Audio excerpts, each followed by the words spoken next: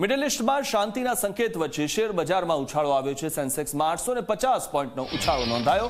Nifty પણ 230 point ઉચકાયું છે। ત્યારે શેર બજારમાં મિડલ ઇસ્ટના કારણે પહેલા નુકસાન પણ ગયું હતું, એટલે કે પોઈન્ટ ઘટ્યા હતા, પરંતુ હવે જ્યારે સ્થિતિ સુધરી રહી છે ત્યારે સેન્સેક્સમાં 850 પોઈન્ટનો ઉછાળો આવ્યો છે, તો નિફ્ટીમાં પણ 230 પોઈન્ટ ઉચકાયું છે।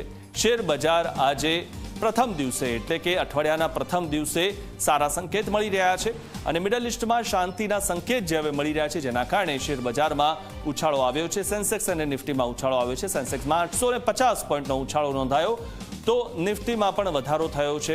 નિફ્ટીમાં પણ 230 પોઈન્ટનો વધારો જોવા મળી રહ્યો છે, કારણ કે સૌથી મહત્વની વાત એ છે કે શાંતિ સૌના માટે સારી હોય છે।